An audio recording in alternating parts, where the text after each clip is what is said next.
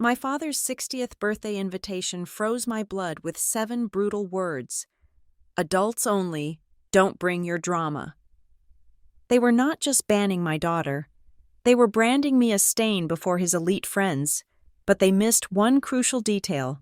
That night, with a single nod, the entire venue would change owners, and the drama they feared most would be announced by their own security team. My name is Naomi Carter. But for the last 14 years, my family has preferred to think of me simply as the situation. It is a label that sticks to your skin like tar, heavy and suffocating, impossible to scrub away no matter how hard you work or how much you achieve. To the outside world, I am a paralegal, a mother, a woman who pays her taxes and keeps her lawn trimmed. But to the Carters, I am a cautionary tale, a living, breathing example of what happens when you let your guard down for one reckless semester. I was 23 years old, a senior at the University of Texas at Austin, when the ground fell out from under me. I had a degree within reach and a life plan that had been drafted by my father before I was even born. Then came the 2 pink lines on a plastic stick in a dorm room bathroom that smelled of bleach and cheap lavender air freshener. The father of the child was a boy I thought I loved, a boy who had promised me the world right up until the moment reality demanded he pay for a part of it. He did not just leave, he evaporated. There was no confrontation, no tearful goodbye, just a disconnected phone number and an empty apartment. He left me with nothing but a terrified heartbeat inside me and the absolute certainty that my life as a Carter was over. My father, Graham Carter, is a man who built his empire on commercial real estate and structural steel. To Graham, reputation is not merely a social standing, it is a religion. He worships at the altar of perception. He believes that if you look successful, you are successful, and if you look flawed, you are worthless. When I told him I was keeping the baby, he looked at me with the same cold, detached calculation he used when assessing a property with a cracked foundation. He did not yell. Graham Carter does not yell. He simply sighed, a sound that sucked all the oxygen out of the room, and told me that I had made my choice. He said I had chosen mediocrity over potential, and he would not finance a sinking ship. My mother, Claire, was softer, but her softness was a weapon in its own right. She is a woman who speaks in if-onlys. If only you had been more careful. If only you had listened to your sister. If only you could fix this. She cried when she saw my belly swell. Not out of joy for a grandchild, but out of mourning for the image of the perfect family she had curated for decades. She treated my pregnancy like a terminal illness, something to be whispered about in hushed tones. Something to be pitied but kept at a safe distance so it would not be contagious. And then there was Madeline, my sister, the golden child. Madeline lives in Scottsdale, Arizona, in a house that looks more like a modern art museum than a home. She married a corporate lawyer who wears suits that cost more than my first car. And together, they are the poster couple for the American dream. Madeline does not have accidents. Madeline has 5-year plans. When she speaks to me, her voice takes on a specific pitch, a high saccharine tone reserved for toddlers and the mentally infirm. She treats me not as a sibling, but as a charity case she is forced to acknowledge during the holidays. She loves to use me as a prop in her own narrative of superiority. She will wrap an insult in a compliment so tight you do not feel the sting until hours later. She calls it tough love. I call it emotional eviction. After Lily was born, I knew I could not stay in Austin. The weight of their disappointment was too heavy to carry while trying to raise a child, so I packed everything I owned into a rusted sedan and moved to San Antonio. I needed distance. I needed to breathe air that wasn't recycled through my father's judgment. I rented a 2-bedroom apartment in a complex where the walls were paper thin and the sound of the interstate was a constant lullaby. It was small. The carpet was a questionable shade of beige, and the air conditioning unit rattled like a dying engine. But it was mine. I got a job as a legal assistant at a mid-sized firm, answering phones and filing paperwork for $14 an hour. I learned to stretch a dollar until it screamed. I learned that you can make a pot of chili last for 5 days if you add enough beans. I learned that sleep is a luxury, not a right. For the first few years, I was drowning.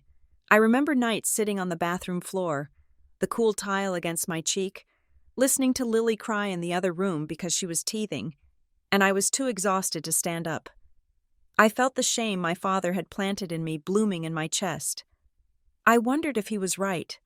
I wondered if I was broken. But Lily was the anchor that kept me from drifting away entirely. My daughter grew up in the shadow of a family tree that refused to shelter her. To my parents. Lily was not a granddaughter. She was evidence. She was the physical manifestation of my sin.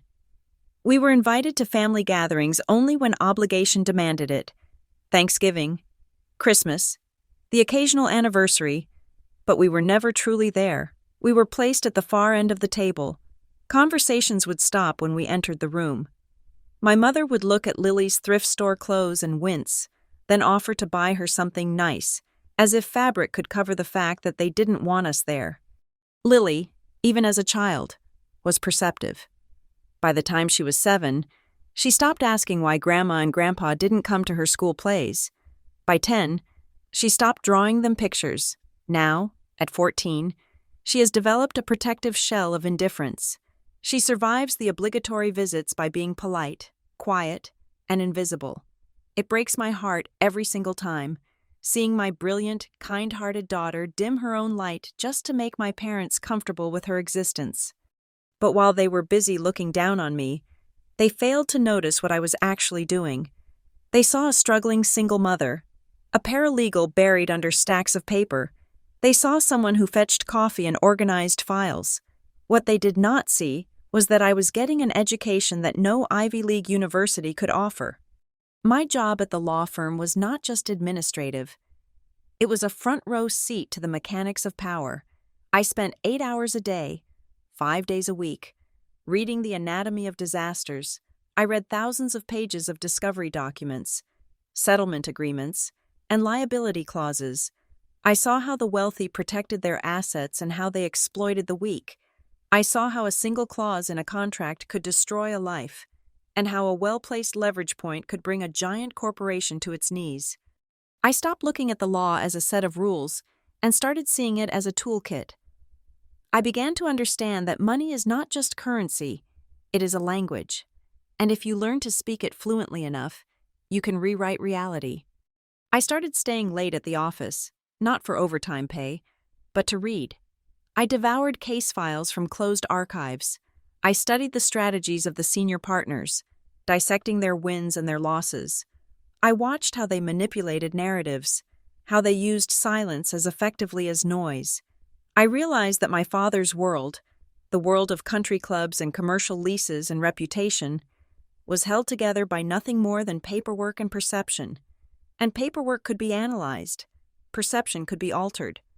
I began to save. It was agonizingly slow at first. I drove my car until the transmission was slipping so badly I had to pray every time I merged onto the highway. I bought clothes from consignment shops, carefully choosing pieces that looked professional but cost pennies. I never took a vacation. I never went out to dinner. Every spare cent went into a high-yield savings account that I nicknamed the Freedom Fund. My family looked at my frugality and saw it as confirmation of my failure. When I showed up to Easter brunch in the same dress I had worn 3 years in a row, Madeline smirked and made a comment about how retro was coming back in style. She thought I was poor. She thought I was barely hanging on. She did not know that I was building a war chest, dollar by painful dollar.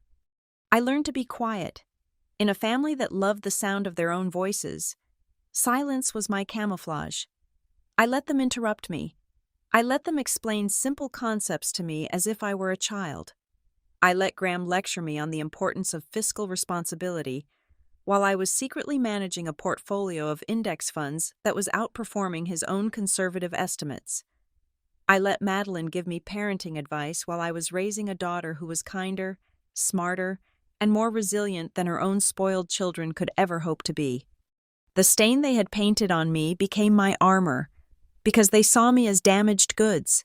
They never suspected I could be a threat. They never thought to look closely at what the little paralegal was actually doing with her life. They underestimated me because it made them feel better about themselves. They needed me to be the failure so they could be the successes. And I let them have it. I played the role. I nodded. I apologized. I shrank myself down until I fit into the tiny box they had built for me. But inside that box, in the dark where they couldn't see, I was sharpening my teeth. I was waiting for an opening. I was waiting for the moment when the balance of power would shift, not because I asked for it, but because I took it. I did not know when that moment would come. I just knew that when it did, I would be ready. I had spent 14 years studying the architecture of their world, looking for the load-bearing walls. I knew where the cracks were. I knew where the bodies were buried, metaphorically and legally. Then came the invitation to my father's 60th birthday. It arrived in a thick, cream-colored envelope, heavy and expensive, the kind of stationery that whispers money before you even open it. I stood in my kitchen, the hum of the refrigerator the only sound in the room, and slid the card out. The calligraphy was elegant, looping black script that looked like spider webs. Graham Carter's 60th birthday celebration, Seabriar Coast Resort, black tie. And then, at the bottom, printed in a font just as elegant but infinitely more cruel, were the words that would finally snap the leash I had been wearing for a decade and a half. Adults only. Don't bring your drama. I stared at the card until the letters blurred. It wasn't just a request for a child-free evening. It was a direct message to me.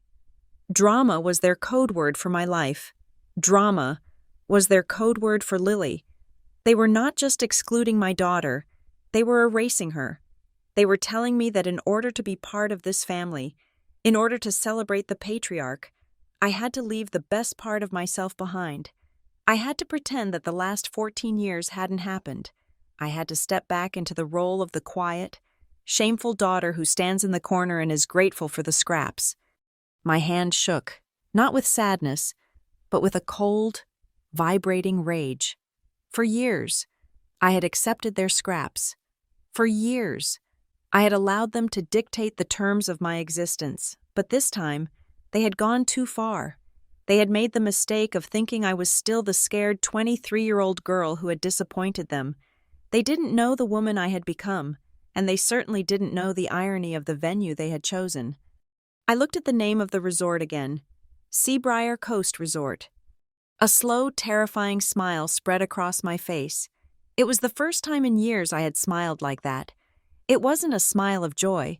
It was the smile of a predator who realizes the gate to the sheep pen has been left wide open. They wanted an adults-only evening? They wanted no drama? I picked up my phone. I didn't call my father. I didn't call Madeline. I dialed a number that was saved in my contacts under the architect. "It's time," I said when the line connected. They picked the one place on earth where they can't hide from me.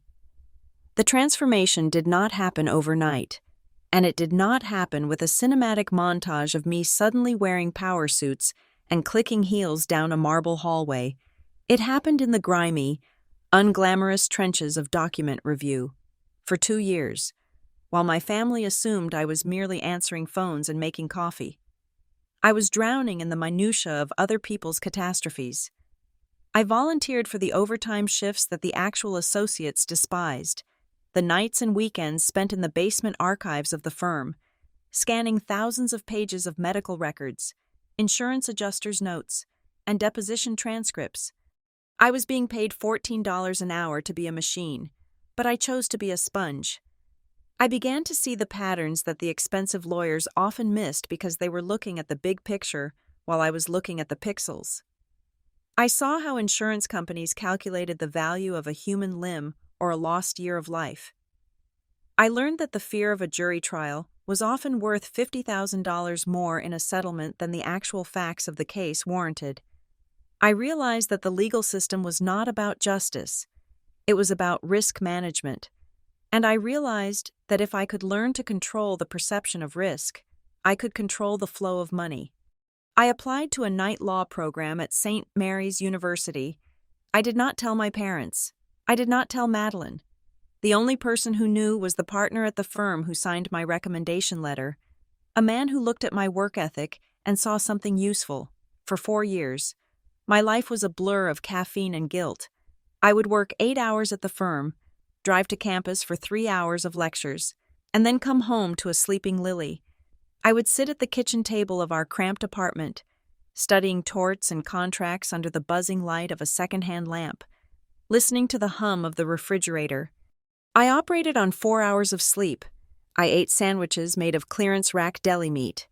I wore shoes until the soles had holes in them, covering the gaps with duct tape that I colored in with a black marker so no one at the office would notice. Every time I wanted to quit, every time the exhaustion made my bones ache, I would imagine Madeline's voice.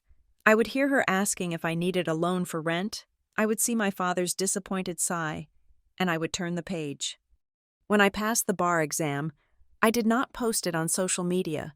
I did not buy a bottle of champagne. I simply walked into the office of the senior partner at a rival firm, Holloway and Pierce, and asked for a job. Holloway and Pierce was not a white shoe firm like the ones my brother-in-law worked for. They were civil litigation sharks. They took on personal injury, medical malpractice, and messy contract disputes. They were the kind of lawyers my father called ambulance chasers at dinner parties. But I knew the truth. They were the ones who actually went to court. They were the ones who made corporations bleed. I was hired not because of my pedigree, which was non-existent, but because during the interview, I told them exactly how I would deconstruct a case they were currently losing. I started the following Monday. My starting salary was $85,000 a year. It was more money than I had ever seen in my life, within 2 years, with bonuses and a percentage of the settlements I secured. I was making over $140,000, but no one knew. I maintained the facade of the struggling single mother with the precision of a CIA operative. I kept driving my dented Toyota Corolla that sounded like a lawnmower when it idled. I continued to live in the same apartment complex, though I moved to a slightly larger unit on the top floor where the safety was better. When I went to family gatherings, I wore clothes from Target or thrift stores. I deliberately complained about the rising cost of gas. I let Madeline pick up the check for lunch, watching her smug satisfaction as she slid her platinum card across the table. It was a tax I was willing to pay for my privacy. At Holloway and Pierce, I discovered I had a weapon that the Ivy League graduates did not. I knew how to lose. I knew what it felt like to be small, powerless, and dismissed. When I stood in front of a jury, or across a mediation table from a team of corporate defense attorneys, I did not try to outsmart them with Latin phrases. I told a story. I wove narratives that made the pain of my clients palpable. I spoke the language of the underdog because it was my native tongue. I remember one mediation for a client, a woman whose life had been ruined by a defective medical device. The defense offered $200,000, a pittance. The senior partner on our side was ready to take it. I asked for 10 minutes. I walked into the room, sat down, and didn't look at the lawyers. I looked at the representative from the medical company. I described, in quiet, brutal detail, exactly what his product had done to a mother's ability to hold her child. I didn't yell. I didn't threaten. I just laid the suffering on the table like a wet coat. I saw the color drain from his face. I saw him do the math on what 12 jurors would do if they heard that same tone in a courtroom. We settled for $1.2 million. My cut of that settlement went straight into a Vanguard index fund. That was the beginning of the second phase of my plan, the accumulation of capital. I had watched my father leverage debt to build his empire, always dancing on the edge of liquidity. I chose a different path. I wanted ownership. I started buying real estate, but not the flashy glass and steel towers my father coveted. I bought duplexes in unsexy, working-class neighborhoods on the edge of gentrification. I bought them under an LLC named Blue Heron Holdings, a name that meant nothing to anyone but me. I learned the tax code.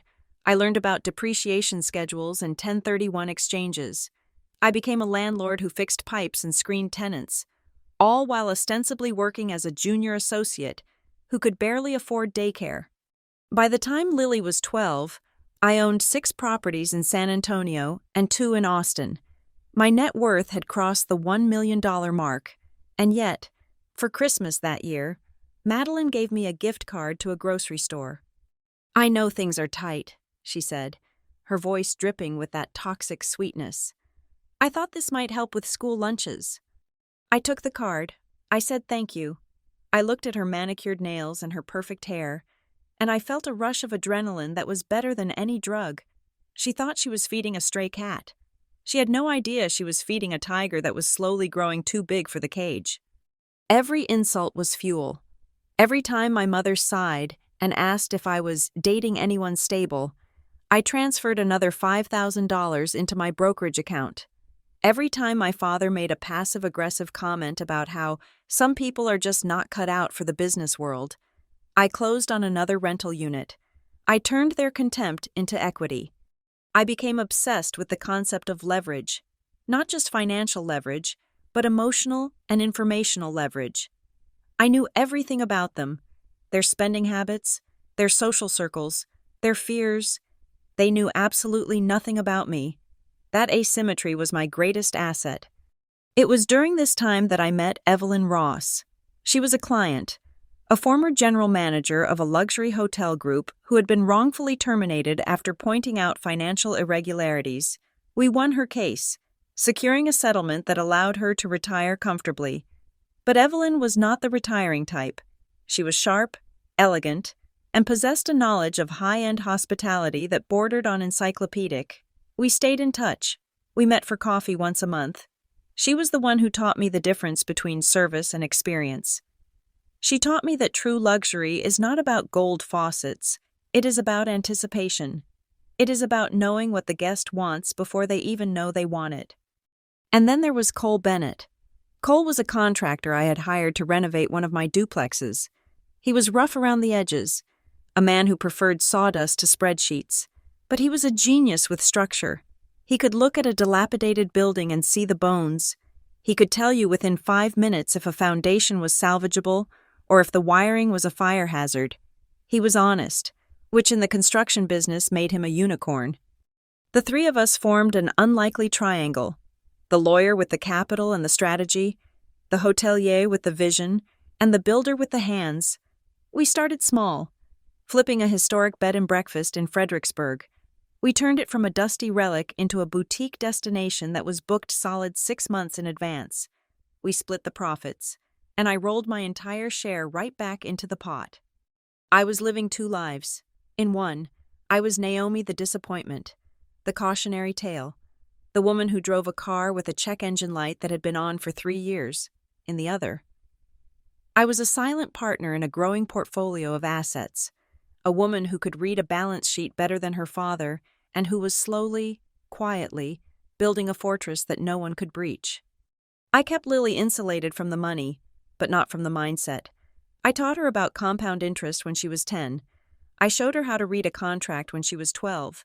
I wanted her to know that safety did not come from a husband or a trust fund.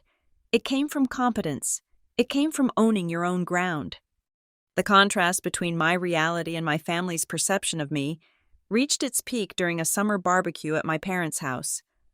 My father was holding court by the grill, boasting about a new commercial development he was breaking ground on. He was talking about the financing, about the mezzanine debt and the anchor tenants. I stood there with a paper plate of potato salad, listening. "It's a $40 million project," he said, puffing out his chest. "High risk, high reward. That's the game." I took a bite of my salad. I knew that project. I had read about it in the trade journals. I knew he was over-leveraged. I knew the interest rates on his bridge loans were variable and that the market was cooling. I knew, looking at the sweat on his brow, that he was terrified.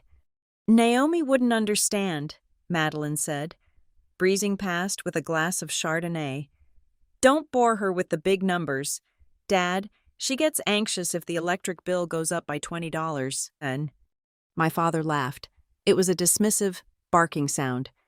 "You're right, sweetheart. Let's keep it simple. How's the filing going, Naomi?" "It's fine, Dad," I said. "Just keeping my head down." "Good girl," he said. "Steady work is nothing to be ashamed of. Not everyone can be a captain of industry." I looked at him, and for a split second, I almost pitied him. He was a dinosaur watching the meteor streak across the sky, thinking it was just a pretty light. He had no idea that the daughter he was mocking could buy him out of his own debt with a phone call. I went home that night and looked at my bank account. The numbers were crisp and black on the screen. Then I opened the file on my laptop labeled Seabriar. It was the biggest gamble of my life, a distressed resort on the California coast, bleeding money, mismanaged, but sitting on prime real estate that was irreplaceable. The asking price was steep, but the potential was infinite. It would require every liquid dollar I had, plus financing that would stretch me to my limit. It was reckless. It was aggressive. It was exactly the kind of move Graham Carter would have made 30 years ago, before he got soft. I called Evelyn.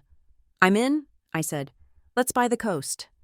That was the moment the paralegal died, and the mogul was born. But I kept the corpse of the paralegal around.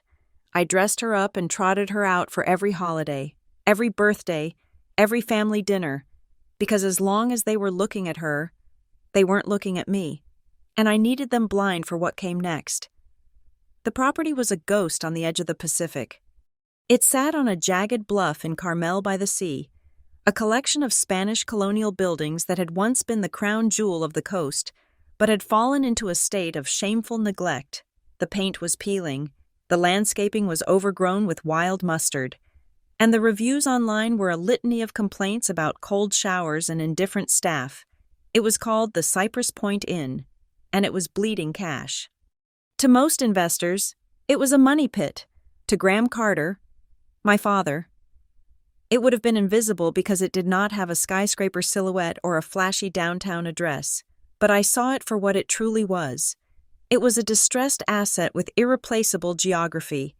You cannot manufacture a view of the ocean where the mist rolls in through the cypress trees like a living thing. You cannot build history from scratch. I flew out to California on a Tuesday, telling my mother I had a deposition in Houston that would take a few days. I walked the grounds with Evelyn Ross and Cole Bennett. We moved like a forensic team examining a crime scene.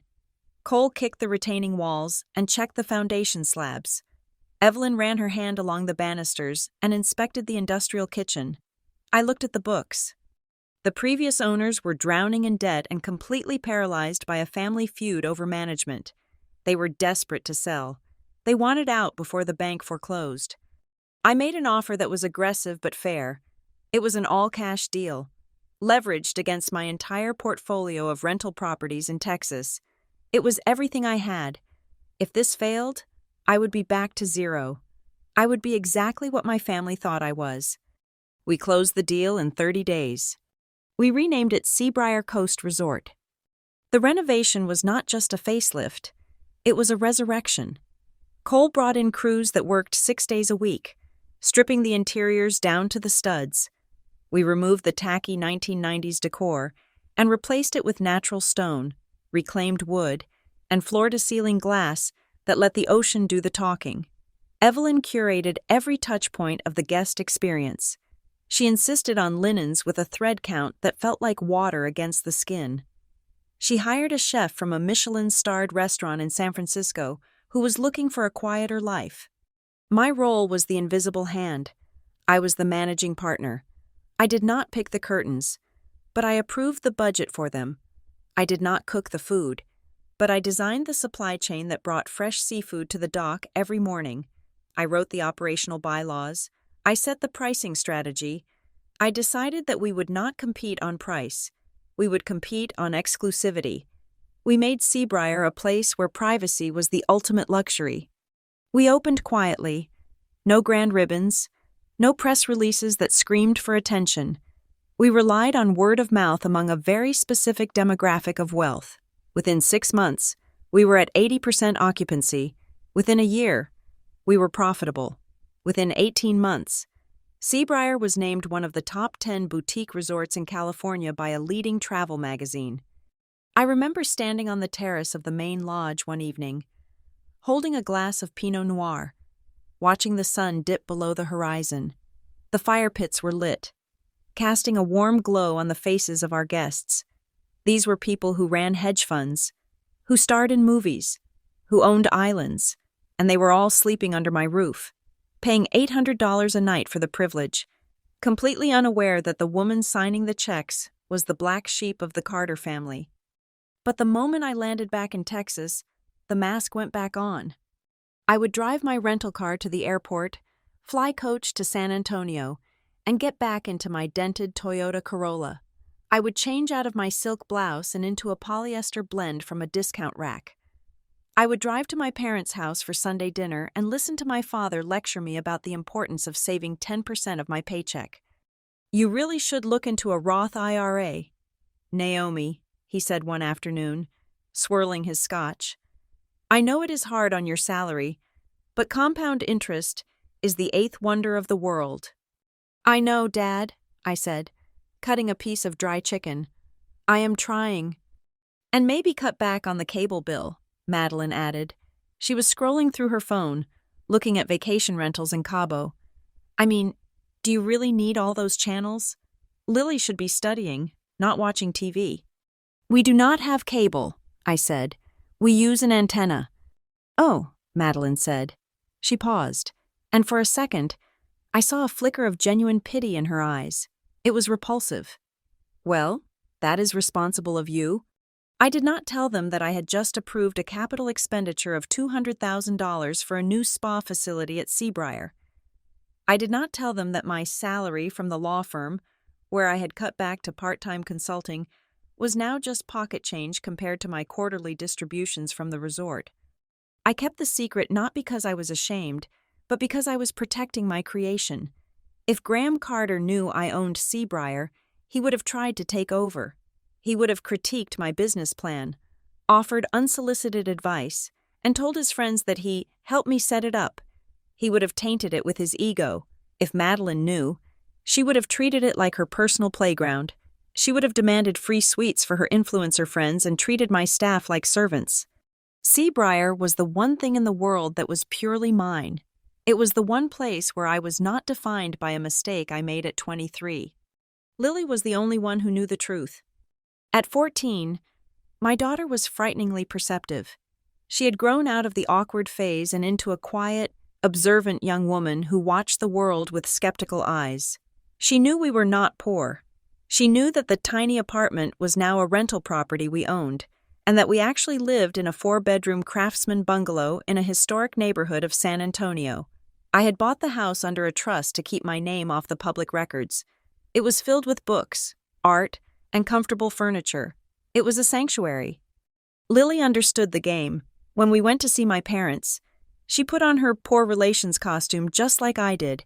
She didn't talk about her private violin lessons or the coding camp she attended in the summer.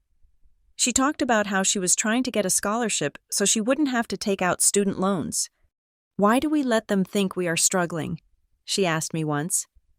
We were sitting on our back porch, watching the fireflies in the garden. "Because," I said, sipping my tea, "if they think we are weak, they do not guard their backs, and because their pity is safer than their envy, envy makes people nasty. Lily, pity just makes them arrogant. I can handle arrogance." "They are mean to you," she said. Her voice was hard. "Aunt Madeline treats you like you are stupid." "Let her," I said. "It makes her feel better about her own insecurities. She needs me to be the failure so she can feel like the success. If I took that away from her, she would hate me for real." Lily was silent for a moment. "I do not want their money," she said. "I do not want anything from them." "Good," I said, "because you do not need it. I have set up a trust for you. College is paid for. Grad school is paid for. You can be whatever you want. You are free." That was the goal. Freedom. I wanted Lily to walk into a room and know that she belonged there, not because of who her grandfather was, but because she had the resources and the mind to stand on her own. I wanted to break the cycle of dependency and manipulation that Graham Carter used to control his family. He used money as a leash. I used money as a ladder. I thought the balance was sustainable. I thought I could keep my two worlds separate forever. I would play the role of the struggling single mother in Texas and be the powerful executive in California. It was a split existence, but it was safe. It kept the peace. But peace is a fragile thing when it is built on a foundation of lies and resentment. I should have known that eventually. The two worlds would collide. I just never expected the collision to be orchestrated by my own father, and I certainly never expected it to happen on my own turf. When the invitation arrived, I was sitting at my desk in San Antonio, reviewing the monthly P&L statement from Seabriar. We were up 12% year over year. The resort was thriving. I was feeling a rare moment of deep satisfaction. Then I opened the envelope. I read the text, "Adults only, don't bring your drama." The words did not just hurt. They clarified everything. For 14 years, I had convinced myself that my silence was a shield. I thought that by hiding my success, I was protecting myself and Lily from their judgment. I thought that if I just stayed quiet, if I just played by their rules, they would eventually see me as a person. But looking at that card, I realized I was wrong. Silence was not a shield. Silence was permission. By hiding who I was, I had allowed them to write my story for me. I had allowed them to define me as the screw-up, the charity case, the drama. I had given them the power to name me.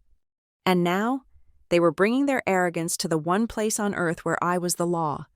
They had booked Seabriar. My father had likely chosen it because of the magazine reviews. He wanted the best, the most exclusive, the most in place on the coast to show off to his friends. He wanted to bask in the reflected glory of a high-end brand. He had no idea that the brand was me. He had rented the grand ballroom. He had booked the Ocean View Suites. He was coming to my house, and he was telling me that my daughter, my brilliant, strong, wonderful daughter, was not welcome because she was drama. I set the P&L statement down. The numbers on the page. Millions of dollars in revenue, healthy margins, solid cash flow, suddenly looked different. They were not just business metrics anymore. They were ammunition. I picked up my phone and called Evelyn. "They are coming," I said. "Who?" Evelyn asked. "My family," I said. "For the 60th birthday party, they booked the ballroom." There was a pause on the line. Evelyn knew the whole story. She knew about the exclusion, the insults, the double life. "Oh," she said. Her voice dropped an octave. "That is interesting." "They told me not to bring Lily," I said. "They put it on the invitation. Adults only, don't bring your drama." "They did not," Evelyn gasped. "They did," I said. "They are coming to my resort, eating my food, sleeping in my sheets, and they are insulting my child." "What do you want to do?" Evelyn asked. "We can cancel their reservation. We can tell them there was a plumbing disaster. We can refund their deposit and tell them to go to the Motel 6 down the highway." "No," I said. The anger in my chest had cooled into something solid and sharp, like a diamond. "We do not cancel. We upgrade them. We give them the best service they have ever seen. We make sure everything is perfect." "Naomi," Evelyn warned. "Why?" "Because I am going to attend," I said, "and I am going to show them exactly what drama looks like." I looked at the invitation one last time before tossing it into the trash. My silence was over. It was time to introduce the Carters to the managing partner. The cream-colored envelope sat on my kitchen counter like an unexploded ordnance. I had read it once, but I needed to read it again to make sure my eyes were not hallucinating the cruelty printed in that elegant, looping script. It was a masterpiece of passive aggression, a weaponized piece of stationery designed to cut without leaving a visible bruise. Graham Carter's 60th birthday celebration, Seabriar Coast Resort, black tie. And then, the fine print, the part that made my stomach turn over. "Adults only. Please note that this is a sophisticated evening for adults to reconnect.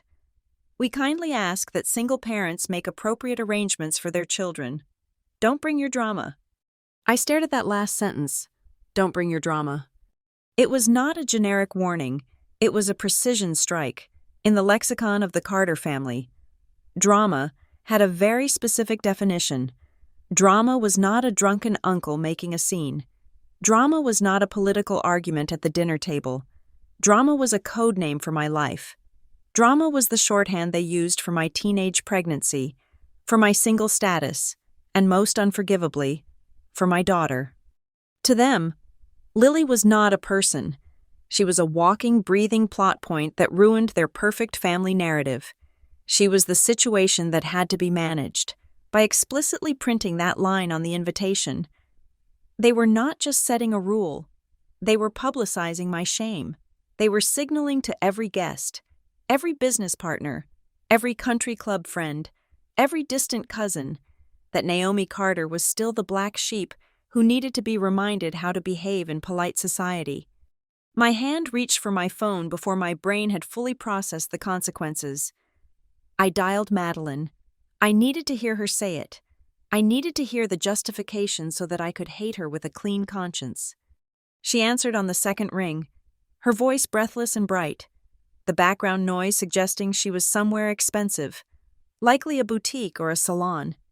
"Naomi, did you get the invite?" she chirped. "Isn't the cardstock divine? I had them custom pressed in Italy." "I got it," I said, my voice steady despite the tremor in my fingers. "I am looking at the note at the bottom, the part about drama."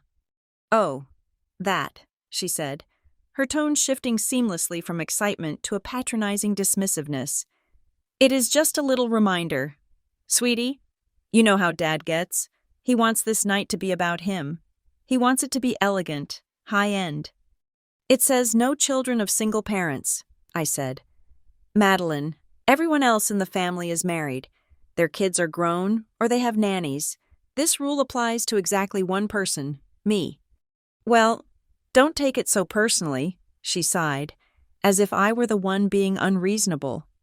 "It is a black tie event. Naomi, it is at the Seabriar. For heaven's sake, it is an incredibly exclusive venue. We can't have teenagers running around looking bored and awkward in the corners. It ruins the aesthetic."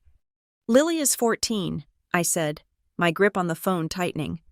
"She does not run around. She is an honor student. She knows how to use a salad fork better than half the people you are inviting."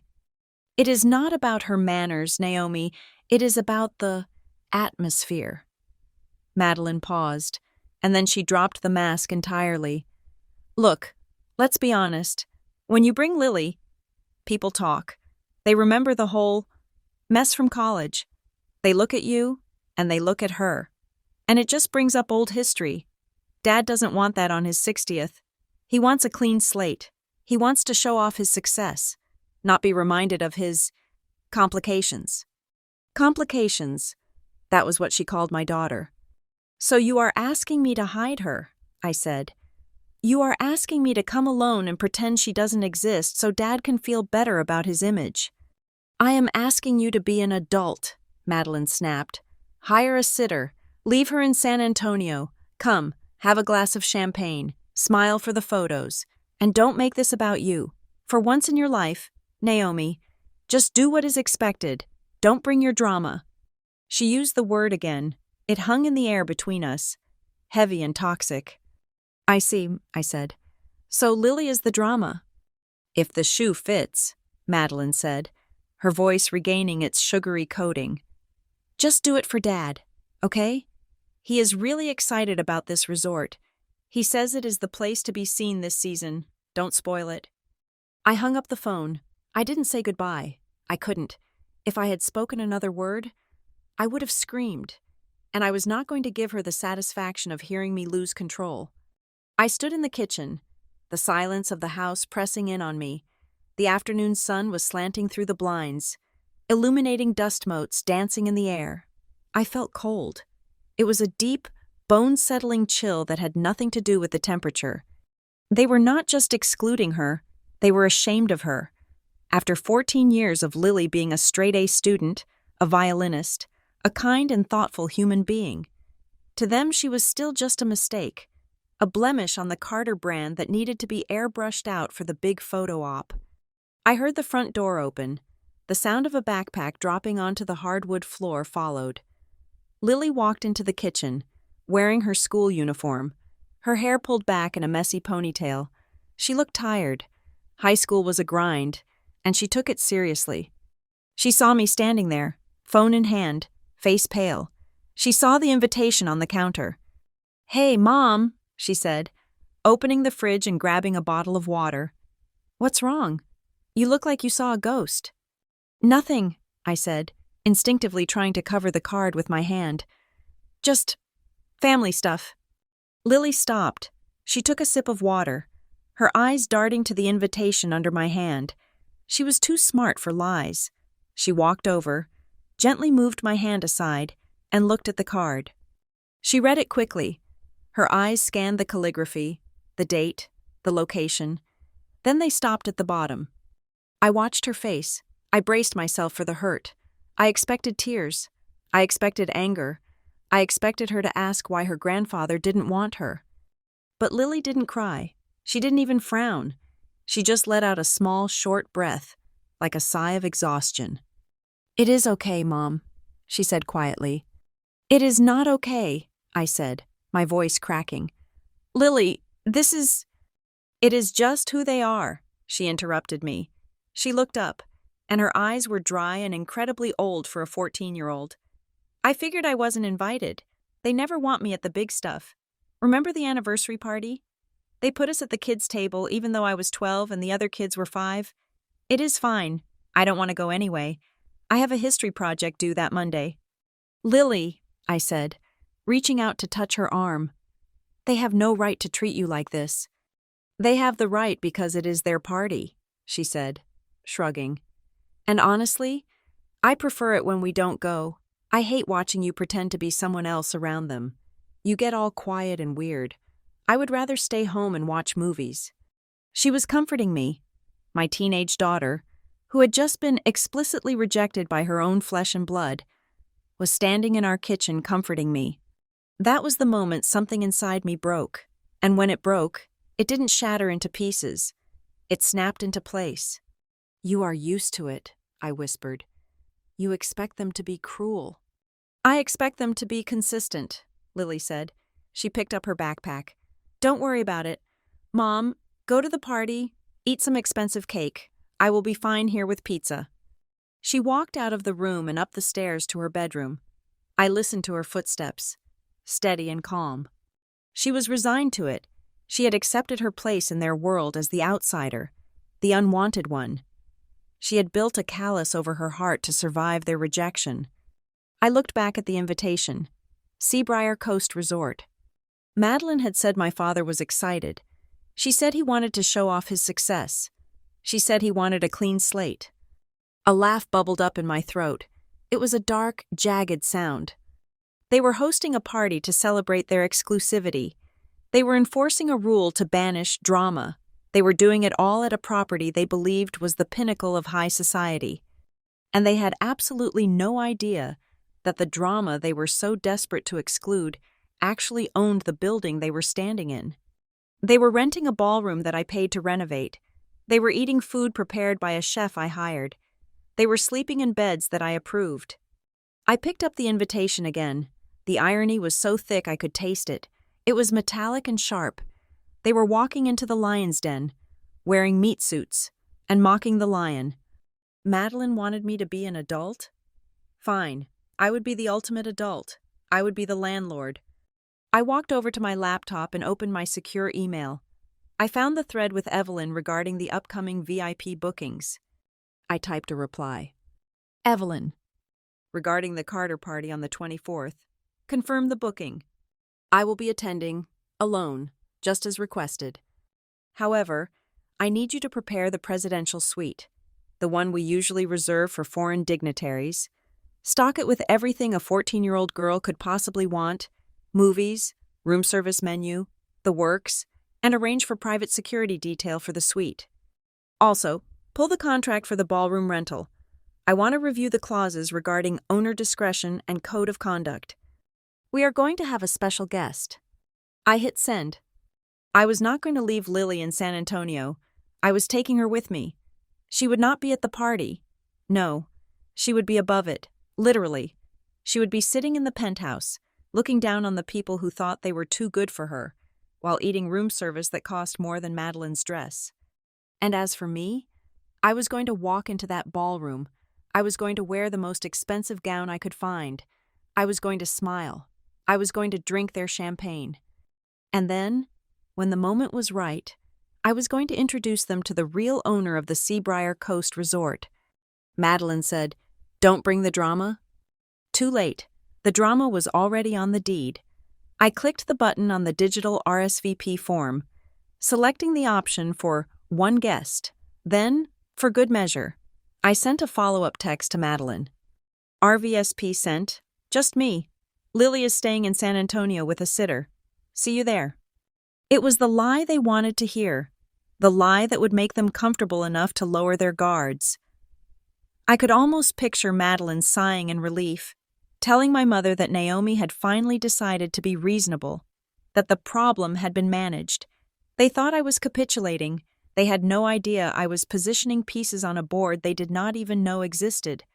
Once the deception was planted, I went to work. I called an emergency meeting with Evelyn and Cole in the executive conference room of the resort. This room was located in the administrative wing, a building my family would never enter because it lacked the glitter of the guest areas. It was soundproofed, glass-walled, and smelled of espresso and serious money. "We are going to have an incident on the night of the 24th. I told them. I did not sit down. I stood at the head of the table, my hands resting on the polished mahogany. Cole leaned back, crossing his arms. He was wearing his usual dusty work boots, a stark contrast to the sterile environment. "What kind of incident?" "If you are planning to set off the sprinklers..." "Naomi, I am out. I just put those ceilings in." "Nothing that damages the property," I promised, "and nothing that harms the guests physically. This is a surgical strike, not a bombing run." I laid out the situation. I told them about the invitation. I told them about the adults-only clause and the specific exclusion of my daughter. I saw Evelyn's jaw tighten. She was a woman of impeccable professional standards, but she had a mother bear streak a mile wide. "That is disgusting," Evelyn said, her voice low. "They are hosting this in the grand ballroom?" "Yes," I said, "and I intend to interrupt it, but I cannot be the one to stop the music. If I walk in there and start shouting, I am just the crazy daughter making a scene. I become the drama they warned everyone about. I need the interruption to come from the house. I need it to be official." "You want us to shut it down?" Cole asked. "No," I said. "I want to pause it. I want the authority to shift from Graham Carter to Seabriar management in full view of his audience. I need the room to understand that he is a guest, and I am the landlord." We spent the next 2 hours drafting the protocol. It had to be legally airtight. I was not going to give my father's lawyers, or Madeline's husband, any room to sue for breach of contract. We reviewed the rental agreement for the grand ballroom. I pointed to Clause 14B, a standard provision I had insisted on inserting into all our event contracts 2 years ago. It stated that resort management reserves the right to interrupt any event to address security concerns, capacity violations, or administrative discrepancies. "Administrative discrepancies," Evelyn read, a small smile playing on her lips. "That is broad." "It is," I agreed, "and it is exactly what we need." Next was the logistics for Lily. This was the most important part of the plan. If they wanted to treat my daughter like an outcast, I was going to treat her like an empress. I blocked out the Oceaneer penthouse for the entire weekend.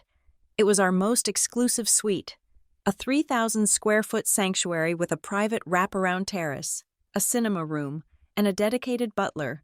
It usually rented for $5,000 a night.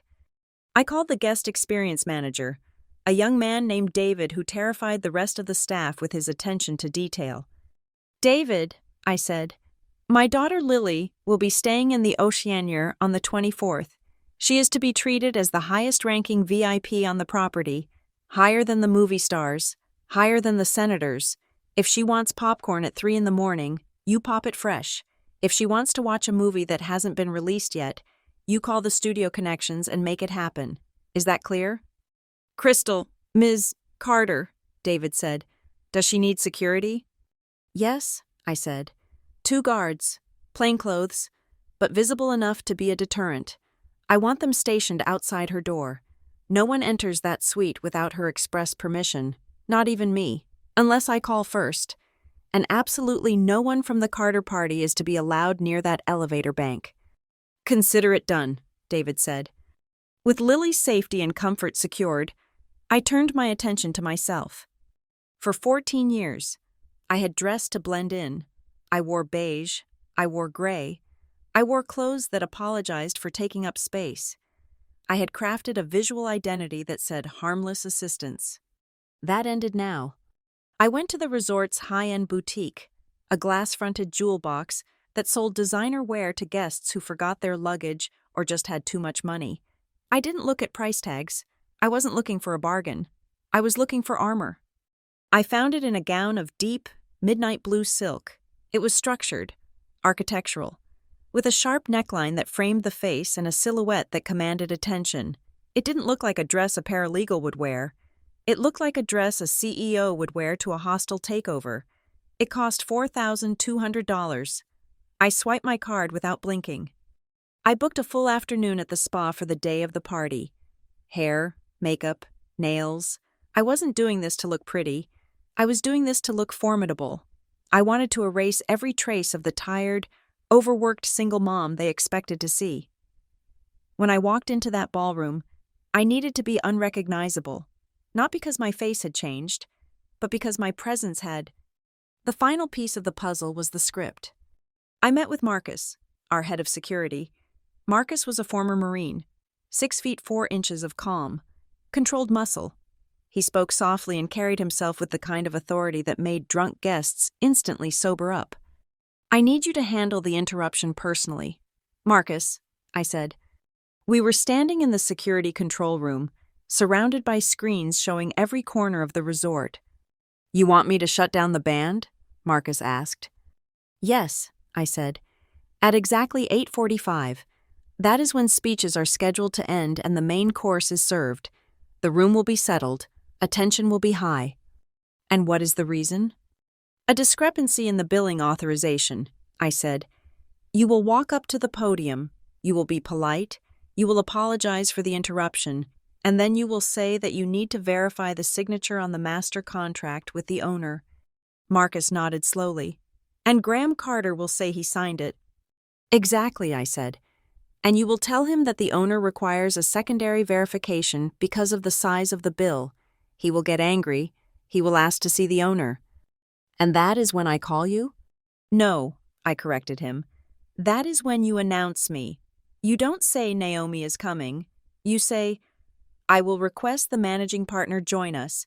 You use my title. And when I walk in, Marcus, I need you to step back. You and your team flank me. You validate my position with your body language. To them, I am just a daughter. I need them to see that to you. I am the boss. Marcus cracked a rare smile. Understood. Ms. Carter, we will make sure the room knows who signs the checks. The night before the party, I sat in my home office in San Antonio, finalizing the paperwork. I printed out a copy of the deed to the resort, the operating agreement showing my 51% stake, and the ballroom rental contract. I placed them in a thin, leather-bound folder. I wasn't bringing a gun to a knife fight. I was bringing the law. I practiced my breathing. The hardest part would not be the confrontation. It would be the restraint. I knew my family. I knew exactly what buttons they would push. Madeline would comment on my dress, implying I rented it. My mother would ask where Lily was with that tragic, judgmental sigh. My father would try to dismiss me with a wave of his hand. I had to absorb it all. I had to let them fill the balloon with their arrogance until it was stretched to the breaking point. And then, I would use the truth as the needle. I looked at myself in the mirror. The woman staring back was not the girl who had cried in a dorm room bathroom. She was not the woman who had taped her shoes. She was Naomi Carter, managing partner of Seabriar Coast Resort, and she was done apologizing for her existence. No shouting, I whispered to my reflection. No tears, just the truth. The truth was a mirror, and tomorrow night, I was going to force them to look into it. I walked into the grand ballroom at exactly 7:30 in the evening. Most people enter a room like this with a sense of hesitation, scanning the crowd for a familiar face or a safe harbor. They check their phones. They adjust their hemlines. They apologize with their body language for taking up space. For 14 years, that had been my signature walk, the shuffle of the unwanted guest, the diffident slide of the poor relation. Tonight, I did not shuffle. I moved through the arched mahogany doors with the hydraulic precision of a woman who knows exactly where the exits are because she approved the fire safety blueprints herself. The midnight blue silk of my gown moved against my skin like cool water, heavy and expensive. It did not rustle. It whispered. I had my hair pulled back in a severe, architectural chignon that exposed the line of my neck and the diamond studs in my ears. Real diamonds. Not the cubic zirconia I usually wore to family functions to avoid questions. The room was a sea of black tuxedos and glittering sequins, vibrating with the hum of expensive conversation and clinking crystal. The scent of white lilies, my father's favorite, naturally, hung heavy in the air, mixing with the aroma of roasted lamb and old money. I did not look for my family. I let the gravity of the room pull me toward them. Madeline saw me first. She was standing near the ice sculpture, holding a flute of champagne and laughing at something a junior senator was saying. She wore gold, a sequined affair that screamed for attention. When her eyes landed on me, her laugh died in her throat. She blinked, once, twice, as if her brain was trying to reconcile the image in front of her with the file labeled Naomi in her head. She excused herself from the senator and intercepted me before I could reach the main cluster of guests. It was a defensive maneuver. She wanted to contain the breach. Naomi, she said. Her voice was an octave higher than usual. She looked me up and down, her eyes lingering on the silk of my dress, searching for a loose thread, a stain, a brand name she could sneer at. She found nothing. You're here. I am, I said. My voice was calm, pitched low. Happy birthday to Dad. You look... She struggled for the word, her forehead creasing. She wanted to say, expensive. She wanted to ask where I got the money, but she couldn't bring herself to admit that I looked better than she did. Different. That dress is very dramatic. It is black tie, isn't it? I asked, offering a small, impenetrable smile. I wanted to make sure I followed the dress code. We wouldn't want me to be underdressed. No, she said slowly. I suppose not. She leaned in, her voice dropping to a conspiratorial whisper that smelled of Chardonnay. I am glad you took my advice about the other matter. It is so much better this way, isn't it? Cleaner. She meant Lily. She meant it was cleaner without my daughter polluting the air. It is certainly quieter, I said. My mother, Claire, materialized at Madeline's elbow. She was wearing pearls and an expression of perpetual anxiety. When she saw me, her relief was palpable, but it was quickly replaced by that familiar, pitying concern. Naomi, sweetheart, she said, reaching out to touch my arm with a hand that felt frail. You made it, and you came alone. Good. She said good, like a teacher praising a slow student for finally tying their shoes correctly. Was it terribly hard to find someone to watch Lily? Mom asked. She said it loud enough for the senator's wife standing nearby to hear. It was a performative question. It signaled to the group, look, she has a burden, but she is managing. We are so benevolent for inviting her. Lily is taken care of, I said. She is in a very safe place. Well, that is a relief, Mom sighed. I know how hard it is to get sitters on a weekend, especially with, well, teenage girls can be so difficult. I hope she didn't make a fuss about being left behind. She understands the situation perfectly, I said. Lily is very pragmatic. That is good, Mom said, patting my arm again. Come, say hello to your father. He is holding court by the bar. We moved through the crowd. I felt the eyes of strangers sliding over me. In the past, I would have shrunk under their gaze, terrified that they saw the unwed mother stamp on my forehead. Tonight, I met their eyes. I saw men look at me with interest, and women look at me with assessment. They didn't see a victim. They saw a player. Graham Carter was standing in a circle of men who all looked like variations of himself. Silver hair, bespoke suits, and the ruddy complexions of men who spent too much time on golf courses and not enough time listening to their wives. "Dad," I said. He turned. For a second, he didn't recognize me. I saw the blank look of a host greeting a stranger. Then, recognition clicked, followed immediately by a flicker of confusion. He wasn't used to looking up at me, and in my heels. I was eye level with him. "Naomi," he said. His boom was a little too loud, a little too jovial. He draped an arm around my shoulder, heavy and claiming. "Gentlemen, this is my youngest, Naomi." The men murmured polite greetings. "Naomi is in the legal field," my father said, pivoting back to his audience. "She works as a paralegal down in San Antonio. It is a grind, isn't it, honey? But she keeps at it, tries very hard. We are proud of her for sticking with it."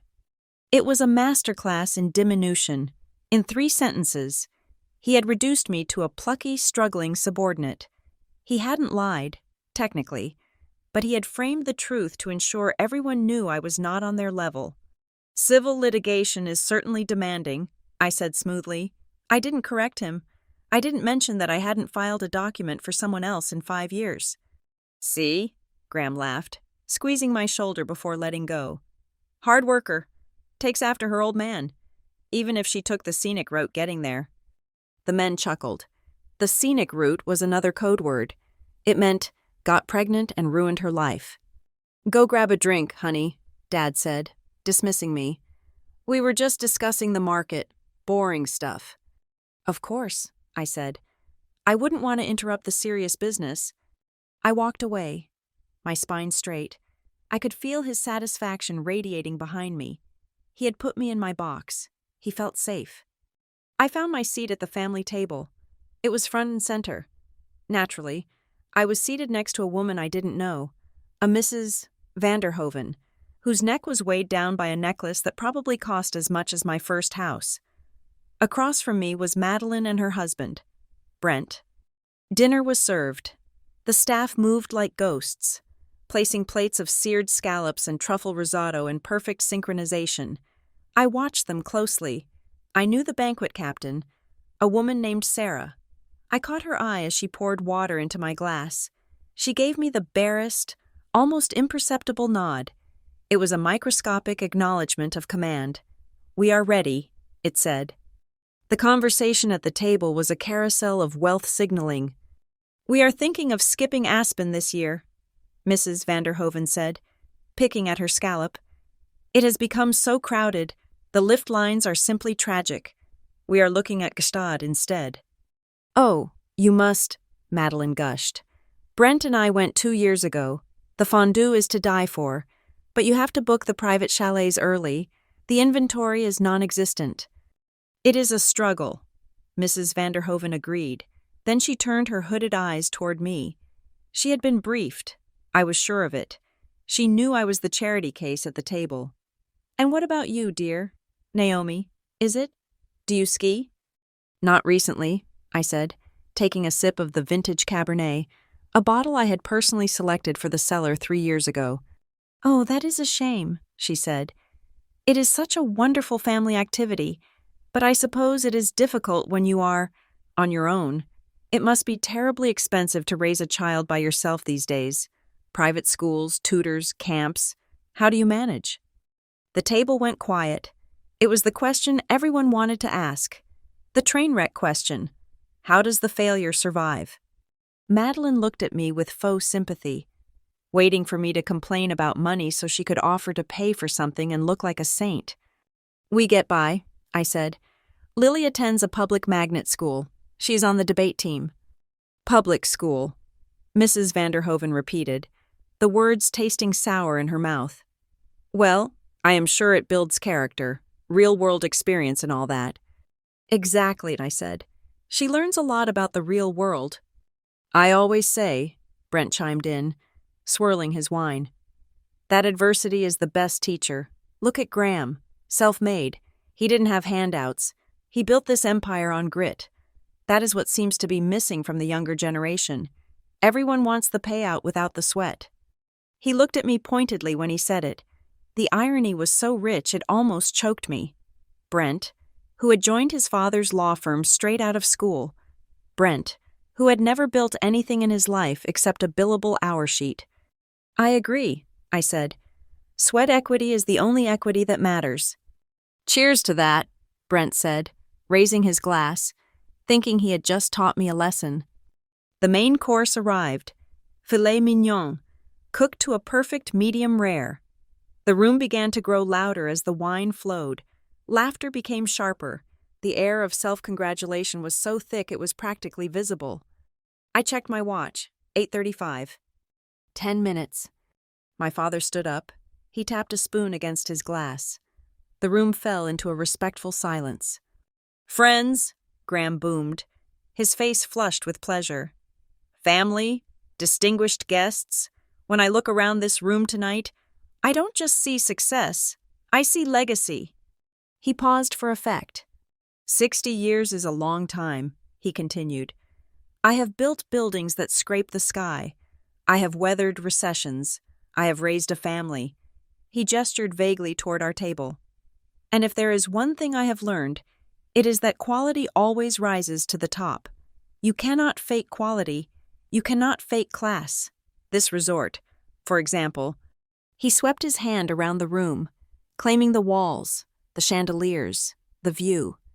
This place represents the pinnacle of what we strive for, he declared. Excellence, privacy, standards. It is an honor to celebrate my milestone in a place that shares my values. Here, here, someone shouted from the back. To Graham, Madeline toasted, beaming. To Graham, the room echoed. I raised my glass. I did not drink. My father looked down at me. He was glowing. He felt invincible. He was the patriarch, the king of the jungle, surrounded by his tribe, with his disappointing daughter properly subdued and his golden child by his side. He had curated this moment perfectly. He had erased the drama. He had bought the perfect backdrop. I looked at my watch. 8:45. The double doors at the back of the room opened. They didn't slam. They didn't bang. They simply opened with the heavy, decisive thud of authority. The music, a live jazz quartet playing soft standards, faltered and then stopped as two men in dark suits walked in. They were not waiters. They were not guests. They moved with a purpose that cut through the celebratory atmosphere like a knife through silk. Marcus was in the lead. He looked enormous. His earpiece was visible. His face was a mask of professional regret. The room went quiet.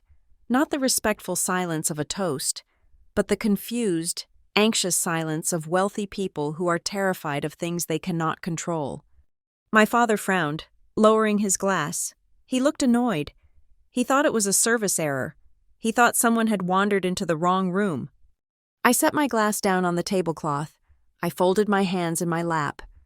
The system was active. Graham Carter thought he was the host. He was about to find out he was just a tenant, and the lease was up. The doors had opened, and the air in the room had shifted, but my sister, Madeline, possessed a unique talent for ignoring any reality that did not revolve around her. She saw the pause in conversation not as a reaction to the security team entering the perimeter, but as a vacuum that she was divinely appointed to fill. To her, the silence was simply a stage, and she had never met a stage she did not want to stand on. She stood up, her chair scraping slightly against the hardwood floor, a sound that would have annoyed me if I were not the one who approved the floor varnish budget. She tapped her spoon against her champagne flute again, a sharp, insistent ringing that demanded the room's absolute surrender. If I could just have everyone's attention for one more moment, Madeline announced. Her voice was projected with the practiced confidence of a woman who has never been told to sit down. She smoothed the front of her gold dress, a garment that cost more than my first car, but still looked trying too hard against the backdrop of my resort. I know Dad has already welcomed you, she began, beaming at the crowd. But I wanted to say a few words about this evening. When I started planning Graham's 60th, I knew we faced a challenge. How do you honor a man who has everything?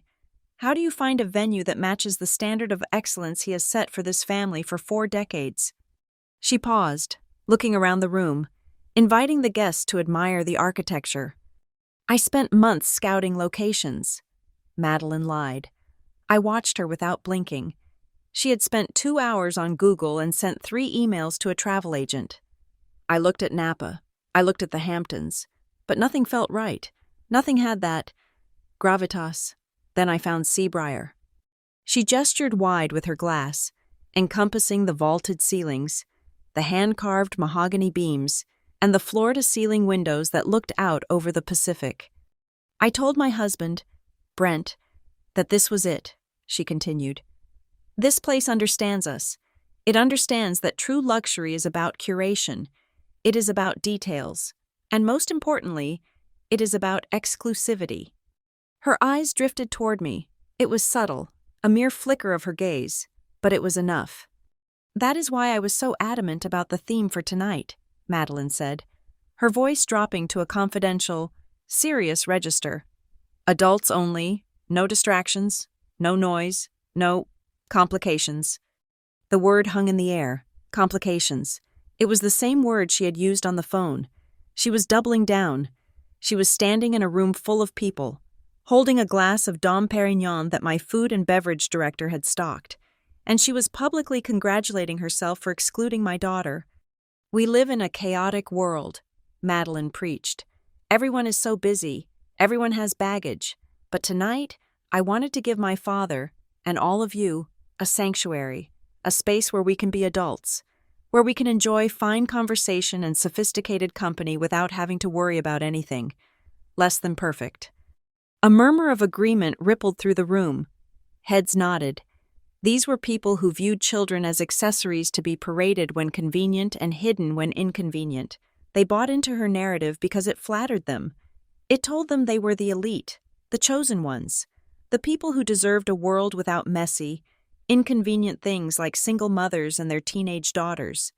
So, Madeline raised her glass higher, to Graham Carter and to this magnificent venue, I think we can all agree that finding this place was a stroke of genius. It is not just a resort, it is a statement that we accept nothing but the best. To Graham, Brent shouted. To the best, Mrs. Vanderhoven echoed from beside me. My father was beaming. He looked at Madeline with a pride so intense it was almost blinding. This was the daughter he wanted, the one who secured the trophy location, the one who protected his image. He looked at her like she was the architect of his happiness, completely unaware that she was claiming credit for a building she was merely renting.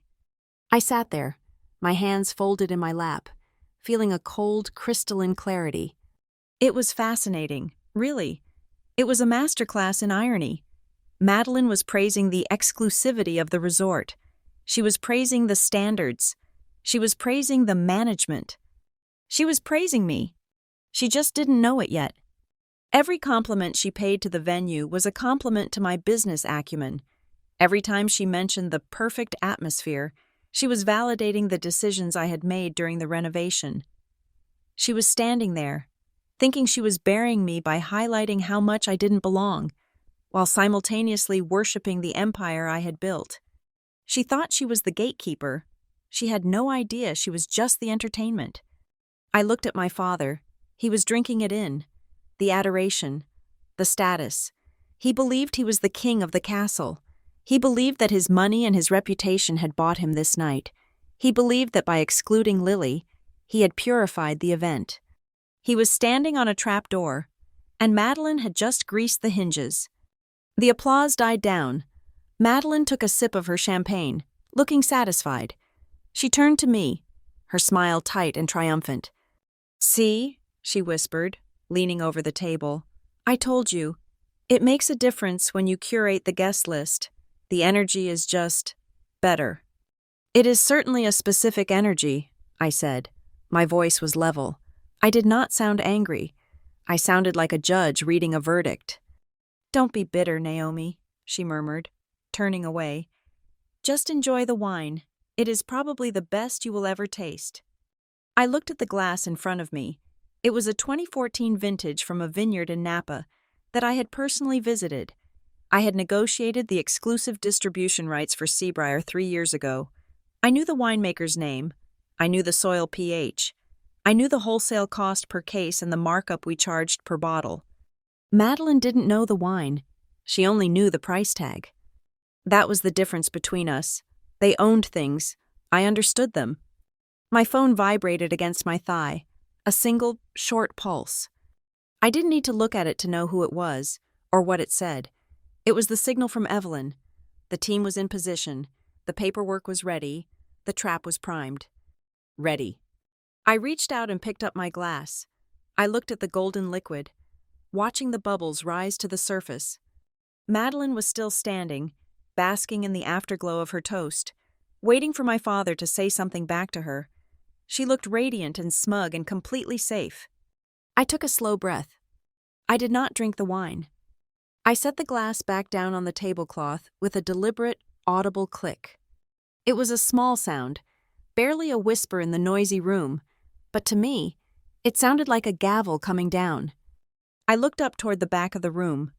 Marcus, my head of security, was standing just inside the double doors. He had waited, as instructed, for the speech to finish. He caught my eye. I gave him a single, almost imperceptible nod. The show was over. It was time for the reality check. Madeline was just about to sit down when Marcus took his first step forward. He did not move like a servant.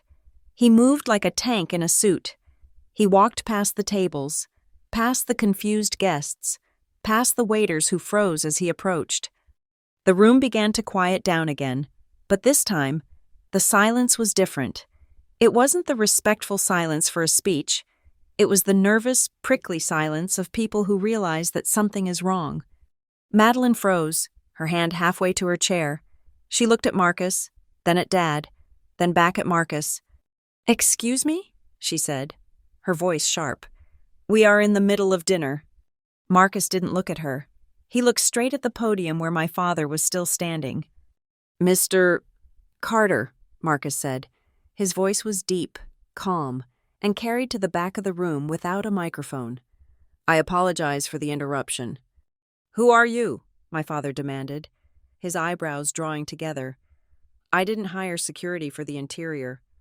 "I am the head of security for Seabriar Coast Resort," Marcus said. "We have a situation regarding the contract for this event." "The contract?" Madeline snapped. "I signed the contract. It is paid in full. What is this about?" "There is a discrepancy regarding the authorized usage of the facility," Marcus said. He was following the script perfectly. "Specifically, a violation of the owner's code of conduct." "Code of conduct?" My father laughed, but it was a nervous sound. "Do you know who I am?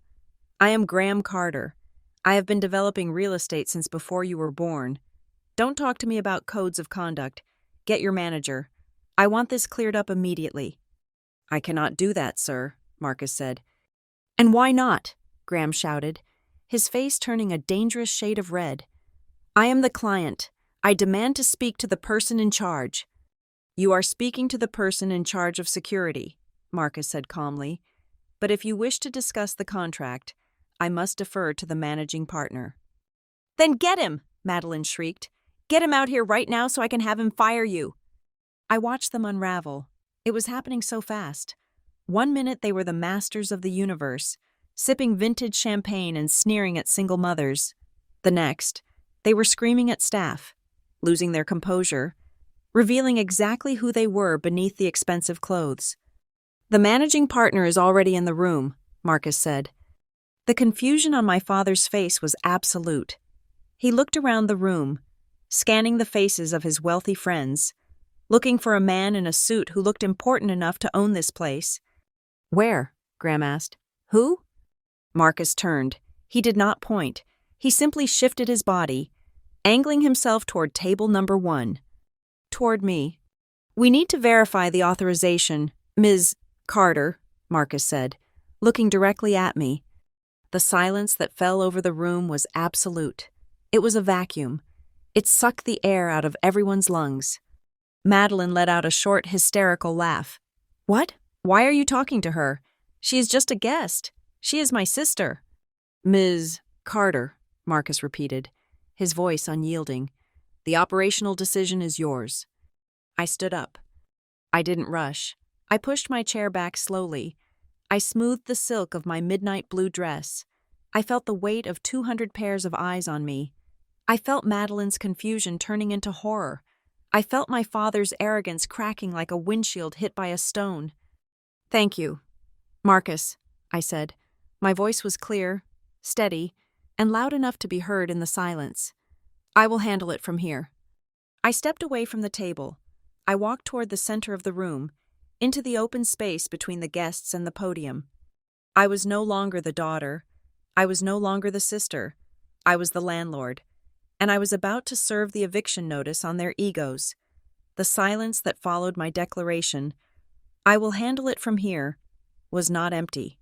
It was heavy, pressurized, filled with the collective intake of breath from 200 people who were suddenly unsure of the ground beneath their feet. I stood in the open space between the tables and the podium. I did not move toward my father yet. I let the moment hang there, suspended in the amber light of the chandeliers. Graham Carter stared at me.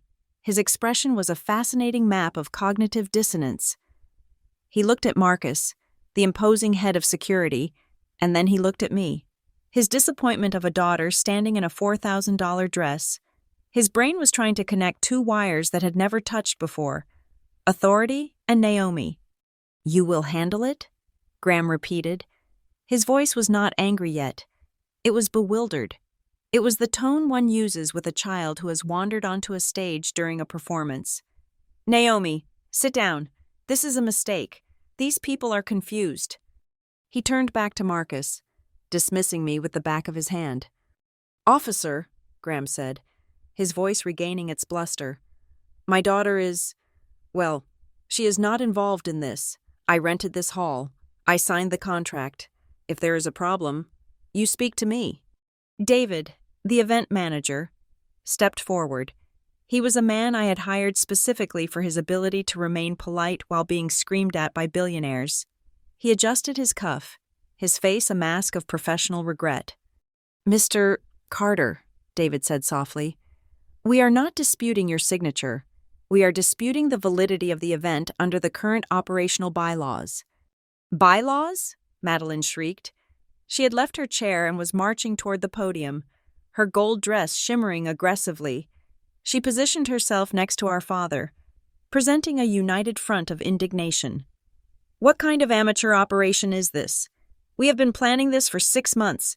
You cannot just come in here during the entree and talk about bylaws." "We can, ma'am," David said, "when the integrity of the resort is at stake." "Integrity?" Madeline laughed. It was a sharp, jagged sound that grated on the ears. "My father is Graham Carter. He is integrity. He is the most important person in this room. Who do you think you are talking to?" She whipped around to face the room, seeking allies. "Can you believe this?" she asked the crowd. "We are paying a fortune to be here, and they are harassing us. This is supposed to be a 5-star establishment." "It is," David said, "which is why we have strict protocols regarding misrepresentation." Graham slammed his hand on the podium. The sound echoed through the microphone, a dull thud that made several guests jump. "Enough," he roared. "I am done talking to underlings. I want the owner. Right now, I want the person who actually holds the deed to this building standing in front of me in 2 minutes, or I will sue this place into the ground. I will buy this resort just to fire you people." I watched a small smile twitch at the corner of Marcus's mouth. It was gone in an instant. "You want to see the owner," Marcus said. It wasn't a question. "I demand it," Graham spat. "Get him out here. I want to look him in the eye and tell him exactly what I think of his staff." "The owner is aware of the situation," Marcus said. "In fact, the directive to interrupt the event came from the executive office specifically." "Then bring him out," Madeline yelled. "Stop stalling." "We received the stop order 10 minutes ago," David interjected, checking his tablet as if confirming a boring detail. "The citation lists a violation of the Family Conduct Clause and unauthorized use of the venue for exclusionary practices." "Exclusionary practices?" Graham blinked. "It is a private party. Of course it is exclusionary." "The order was specific," David continued, ignoring him. It requires immediate verification of the host's standing. Who signed the order? Madeline demanded. She snatched the tablet from David's hands before he could pull it away. She stared at the screen. Her face went slack. The color drained out of her cheeks so fast it looked like a magic trick. She stood there, mouth slightly open, staring at the digital signature on the screen. This is a mistake, she whispered. Read the name, Marcus said. His voice was like granite. Madeline looked up. Her eyes found mine across the room. There was terror in them now, absolute, unadulterated terror. She shook her head slightly, begging me silently not to let it be true. Read it, Marcus commanded. Madeline couldn't speak. She dropped the tablet. David caught it deftly before it hit the floor. Since Mrs. Cole is unable to read it, Marcus said, raising his voice so the back tables could hear, I will clarify. The stop order was issued by the managing partner, Ms. Naomi Carter. The name hung in the air. Graham Carter froze. He looked at Marcus, then he looked at Madeline, waiting for her to laugh, to tell him it was a joke, but Madeline was staring at the floor, trembling. Naomi? Graham said. He said it like he was testing a foreign word. My Naomi? He turned slowly to look at me. I was still standing in the center of the room, calm, silent, the blue silk of my dress catching the light. That is impossible, Graham said. He let out a short, incredulous chuckle. You have the wrong person. My daughter is a paralegal. She lives in an apartment in San Antonio. She barely makes rent. He looked at the crowd, pleading for sanity. She is a legal assistant, he insisted. She doesn't own resorts. She files paperwork. There is no mistake, sir, David said. Ms. Carter is the majority shareholder and managing partner of Seabriar Coast Resort. She acquired the property 3 years ago. Liar, Madeline hissed. She found her voice, shrill and desperate. She is lying. She is playing some kind of sick game. Naomi, tell them to stop this. She rushed toward me, her hands reaching out as if to shake me. 2 security guards stepped out of the shadows and blocked her path. They didn't touch her. They just occupied the space she wanted to be in, forcing her to stop. Naomi, Madeline screamed over the shoulder of a guard. Stop this! You are embarrassing Dad. You are ruining everything. I am not doing anything, I said. My voice was not amplified, but in the dead silence of the room, it carried perfectly. I am simply answering the request. Dad wanted to see the owner. Here I am. You? Graham stepped down from the podium. He walked toward me, his face pale. He looked at me, really looked at me, for the first time in years. He saw the dress. He saw the diamonds. He saw the way the staff deferred to me.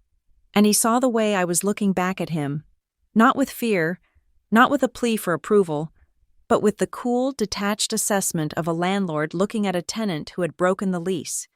You own this? Graham whispered. He gestured around the room. All of this? 51%, I said. My partners hold the rest, but I make the operational decisions. But how? He stammered. Where did you don't have money. You never had money. I have had money for a long time. Dad, I said. I just didn't feel the need to wear it. The crowd was whispering now. The shock was wearing off, replaced by a voracious curiosity. The failure daughter was the boss. The single mom was the tycoon.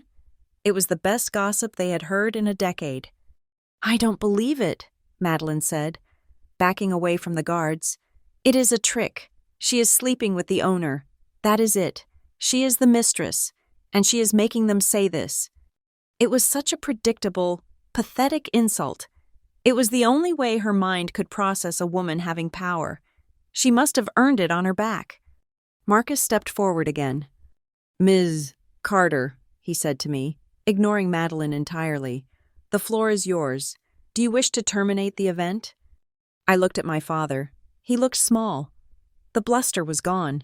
He was just an old man in a tuxedo, standing in a room he couldn't afford to buy, realizing that the daughter he had discarded held the deed to his dignity. No, I said. I don't want to terminate the event. I took a step forward, closing the distance between myself and my father. I want to renegotiate the terms, I said. Renegotiate? Graham asked weakly. You signed a contract, I said. Clause 14b. It states that the venue reserves the right to enforce codes of conduct regarding discrimination and harassment. We didn't harass anyone, Graham said. You harassed my daughter, I said. The words were simple, they were quiet, but they landed like stones. You put it in writing, I continued. Adults only, don't bring your drama. You labeled my child, your granddaughter, as a liability. You used my hotel, my ballroom, and my staff to publicly shame her. I didn't know it was yours. Graham stammered. It was the worst possible thing he could have said. I know, I replied. You thought you were just shaming a poor relation. You thought it was safe because I had no power. You thought you could kick Lily out of the family, and I would just take it because I needed your approval. I looked over at Madeline. She was pale, clutching her husband's arm. You called her a complication, I said to her. You told me she lowered the aesthetic. I gestured to the room, to the high ceilings, the crystal, the ocean view. This is the aesthetic, I said. I built this. I designed the service protocols. I approved the menu you just ate. I chose the wine you are drinking. Every single thing you have praised tonight came from the mind of the woman you think is a failure. I turned back to the crowd. My family seems to be under the impression that single mothers are a drain on society, I said to the room, that we are messy, that we bring drama, so I thought I should clarify something. I paused. The drama isn't what I brought, I said. The drama is what I own, and tonight, you are all guests in it. The room was so quiet, I could hear the ocean crashing against the cliffs outside. Now, I said, turning back to Graham, we have a choice. You can leave. Security will escort you out, and I will refund your money. I don't need it. Graham looked at the door. He looked at his friends. He looked at the humiliation that was waiting for him if he walked out that door. It would be the end of him socially. The story would be that he was thrown out of his own party by his daughter. Or, he asked, his voice was raspy. Or you can finish your party, I said. But you will do it on my terms, and the first term is an apology. To you? He asked. No, I said. To the person you actually insulted. I looked at Marcus. Bring her down, I said. She is in the penthouse. Ms. Carter, Marcus said. I will have her escorted to the VIP balcony. Penthouse? Madeline whispered. The Oceanier suite, I said coldly. The one you couldn't book because it was unavailable. It wasn't unavailable. Madeline, it was occupied. By my daughter. I looked up toward the balcony that overlooked the ballroom. It was a private viewing area, usually reserved for security or special guests who wanted to watch the festivities without being seen. Lily is not the drama, I said. She is the VIP, and until you acknowledge that, nobody in this room gets dessert. I crossed my arms and waited. The trap had snapped shut. They were not just caught. They were put on display. And the only key to the cage was the 14-year-old girl they had tried to erase. I did not storm the podium. Storming implies a loss of control, a need to use force to make a point. I did not need force. I had the deed. I walked toward my family with the easy, unhurried gait of a woman inspecting a property she knows down to the studs.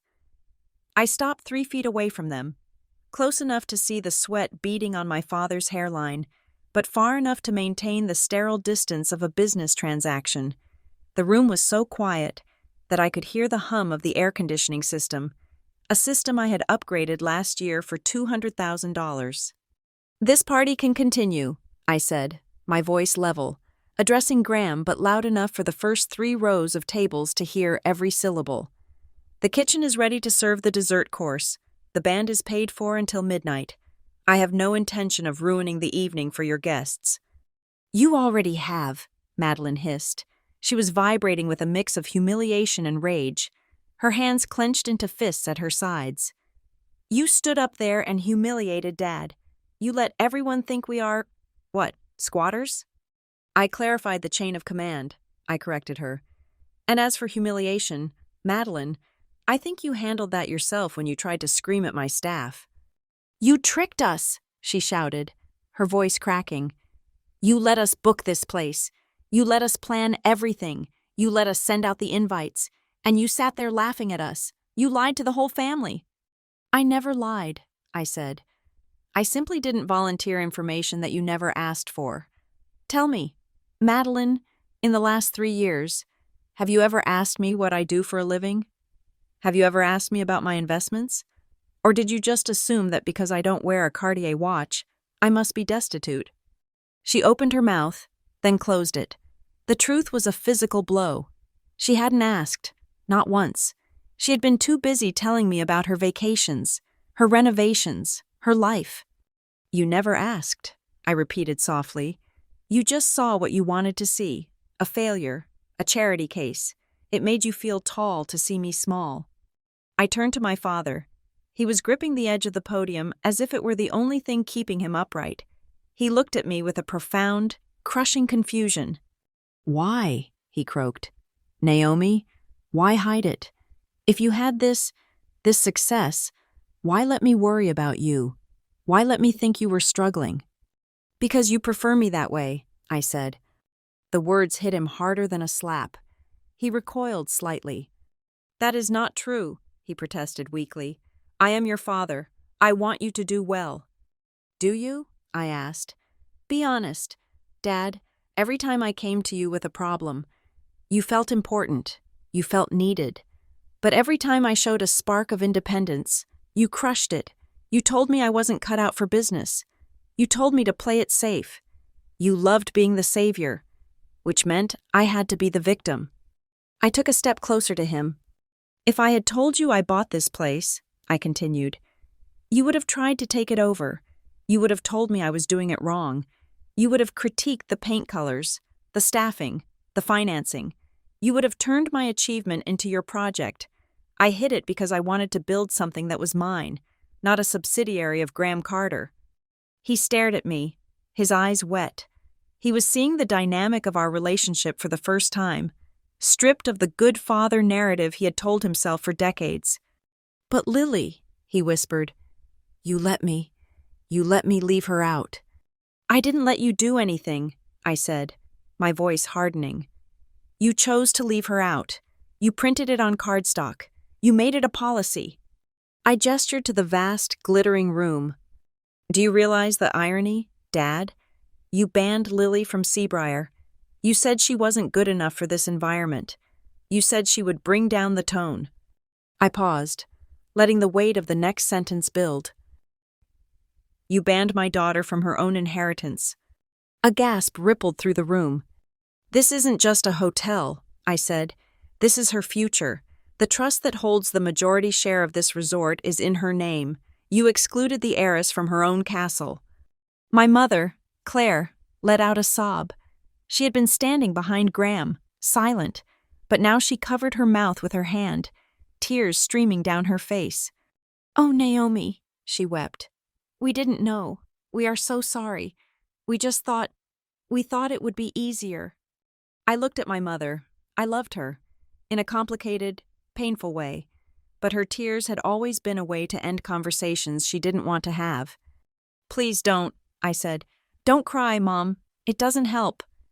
But we are family, she pleaded, reaching out a hand toward me. We can fix this. Now that we know, we can fix it. Bring her down. Let us apologize to her. No, I said. The rejection was absolute. You don't get to fix it just because you found out we have money, I said. That is not how this works. You don't get to respect us suddenly because you realized we have power. If you couldn't respect Lily when you thought she was poor, you don't deserve her when you know she is rich. Naomi, Graham pleaded, please, I am 60 years old. Don't do this to me tonight. I am not doing anything to you, I said. I am giving you exactly what you asked for, a smooth, professional evening. I turned to David, my event manager, who was standing by with the master ledger. David, I said, what is the total bill for tonight's event? including the room rental, the catering, the bar tab, and the service charge? David tapped his tablet. $78,450. Ms. Carter. The number hung in the air. It was a fortune. It was more than most people made in a year. It was a flex. I looked at my father. You haven't paid the final installment yet, correct? I have the check in my jacket, Graham stammered. Keep it, I said. He blinked. What? I am comping the event, I said. It is on the house. Graham turned a shade of gray that matched his hair. Naomi, no, I can pay. I don't need your charity. It is not charity, Dad, I said, smiling a smile that didn't reach my eyes. It is a birthday present. Consider it a gift from the struggling paralegal. I wouldn't want you to dip into your retirement savings. I know the market has been volatile lately. It was the ultimate emasculation to a man like Graham Carter. Money was dominance. By paying for his party, I wasn't just being generous. I was buying him. I was showing him, and everyone in the room, that his 60 years of accumulation amounted to a rounding error in my operating budget. I cannot accept that, he whispered. He looked like he was shrinking inside his tuxedo. You don't have a choice, I said. I already instructed billing to void the invoice. The party is free. You are guests of the house. I turned to Madeline. She was staring at me with a look of pure, unadulterated envy. She realized that the power dynamic had not just shifted, it had inverted. She was no longer the successful sister. She was the poor relation. And Madeline, I said, I want you to know something. What? She spat, trying to salvage some scrap of dignity. You mentioned earlier that you were glad Lily wasn't here because she would make the atmosphere less sophisticated. I pointed a finger toward the ceiling. Lily is currently in the Oceanière suite, I said. Madeline's eyes widened. She knew the Oceanière. She had tried to book it for herself, only to be told it was reserved for a top-tier VIP. She is eating a Wagyu burger that costs more than your dress, I continued. She has a private cinema. She has a butler. She is currently enjoying the highest level of service this resort offers, the kind of service we only give to owners. I leaned in close to her, lowering my voice so only the family could hear the final twist of the knife. She is not down here because she is banned. Madeline, she is up there because she outranks you. You are at a party. She is in the palace. Madeline looked up at the balcony, her face crumbling. She realized that while she was playing socialite in the ballroom, my daughter was literally looking down on her from the heavens. Now, I said, stepping back and smoothing my skirt. I believe the servers are waiting to bring out the cake. I suggest you smile. Dad, you are getting a free party, and you promised your guests no drama. I nodded to Marcus. Let the band play, I said. I turned my back on them. I didn't wait for a response. I didn't wait for a thank you. I walked away from the podium, through the silent crowd that parted for me like the Red Sea. I could feel their eyes on my back, not judging me anymore, but fearing me, respecting me. I had walked in as a stain. I was walking out as the sovereign. The silence in the ballroom was absolute. I had just announced that the party was free, a gift from the daughter they had spent a lifetime diminishing.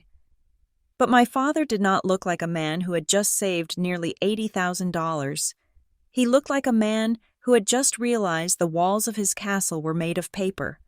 He looked at the VIP balcony again. He could not see Lily behind the tinted glass, but he knew she was there. For the first time in his life, Graham Carter was on the outside looking in. I am going up there, Graham said. It was not a request. It was a reflex. He turned toward the private elevator bank that led to the Oceanière suite. I need to explain to her. I need to see my granddaughter. He took 2 steps before Marcus stepped sideways. It was a small movement, barely an inch, but it was a wall. I am sorry, Mr. Carter, Marcus said, his voice dropping to that terrifyingly polite register that security professionals use before they physically remove someone. Access to the Oceanière suite is restricted. Restricted? Graham spluttered, his face flushing a deep, mottled red. She is my family. I am her grandfather. The suite operates on a strict guest list provided by the primary occupant, Marcus said. Your name is not on the list, sir. The realization hit the room like a physical wave. I could see it on the faces of the guests. For 14 years, the Carters had held the keys.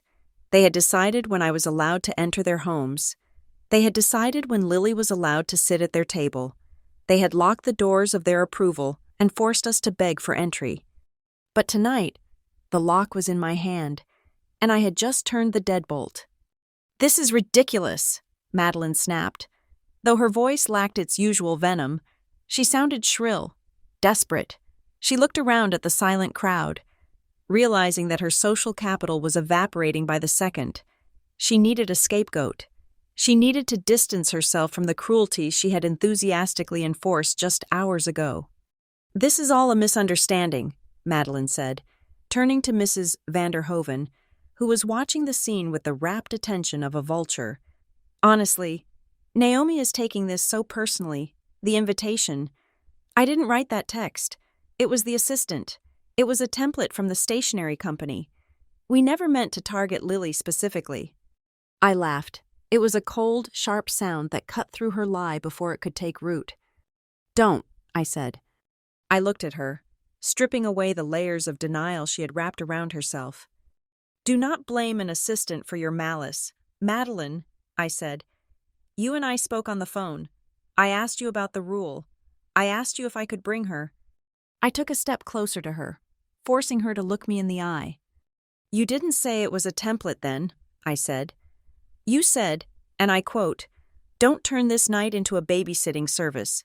You said, Lily ruins the aesthetic. You called my 14-year-old daughter drama to my face. Own it, Madeline. If you are going to be cruel, at least have the backbone to admit it. Madeline shrank back. She looked at her husband, Brent, for support. But he was busy studying the pattern of the carpet, terrified of drawing my attention. She was alone. I turned back to my father. He was staring at the elevator doors, the reality of his position settling in. He was the guest of honor at a party he did not pay for, in a building he did not own, begging for access to a family member he had shunned. You want to go up there? I asked. Graham turned to me. His eyes were pleading. Naomi, please, this is not how it should be. It is exactly how you designed it, I said. You wanted a world where status dictates access. You wanted a world where the owner makes the rules.